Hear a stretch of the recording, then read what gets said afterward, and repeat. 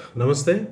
గ్రామ వార్డు సచివాలయం ఎంప్లాయీస్‌కి పాఠశాలల్లో బాత్రూమ్ వెరిఫికేషన్ డ్యూటీస్‌ని అప్పజెప్పడం తదితర చర్యల వల్ల వ్యక్తమవుతున్నటువంటి ఆందోళనని, గ్రామ వార్డు సచివాలయ ఉద్యోగుల మానసిక వ్యధని ప్రభుత్వం వారి దృష్టికి తీసుకొచ్చే ఉద్దేశంతో AP state ward administrative secretaries association ద్వారా ఈ వీడియోని చేయడం జరుగుతుంది.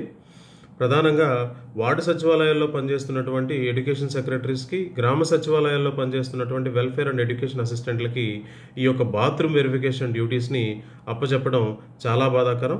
పాఠశాల స్థాయిలో బోధనా సిబ్బందితో పాటు బోధనేతర సిబ్బంది కూడా ఉన్నటువంటి పరిస్థితులలో వారిని పరిగణలోకి తీసుకోకుండా గ్రామవార్డు సచివాలయం ఎంప్లాయీస్ని పరిగణలోకి తీసుకోవడం అనేది మిక్కిలి బాధాకరం.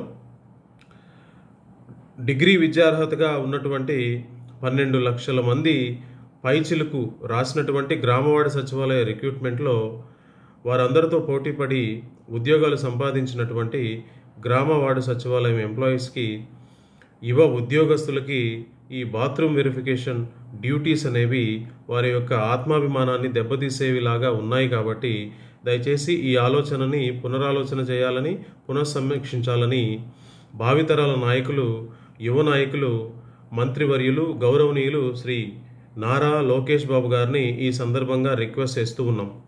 ఇదే ఎడ్యుకేషన్, ఇదే వెల్ఫేర్ అసిస్టెంట్స్ ఇప్పుడు జరుగుతున్నటువంటి రేషనలైజేషన్ ప్రక్రియలో విద్యాశాఖలోకి మమ్మల్ని పరిగణించండి, విద్యాశాఖలో ఉద్యోగ బాధ్యతలను అప్పచెప్పండి, విద్యాశాఖలో పదోన్నతులు కల్పించండి అంటూ పలు సందర్భాల్లో తమరికి ఇచ్చినటువంటి రిప్రజెంటేషన్స్ని పరిగణలోకి తీసుకొని తదనుగుణమైనటువంటి చర్యలు తీసుకుంటూ గ్రామవార్డు సచివాలయ ఉద్యోగుల్ని విద్యాశాఖలో ప్రమోషన్స్కి పరిగణిస్తే మీరు ఇచ్చేటటువంటి ఎటువంటి లక్ష్యాలనైనా సరే, ఉదాహరణకి 100% ఉత్తీర్ణత, 100% హాజరు లాంటి లక్ష్యాలని ఇచ్చినా కూడా చేరుకునే లాంటి గొప్ప స్కిల్స్, కార్పొరేట్ స్కూల్స్, కార్పొరేట్ కాలేజీలు అయినటువంటి నారాయణ, శ్రీ చైతన్య లాంటి చోట్ల పనిచేసి విశేష అనుభవం గడించి ఉన్నటువంటి గ్రామవార్డు సచివాలయం ఎంప్లాయీస్ని తగు రీతిలో ఉపయోగించుకుంటే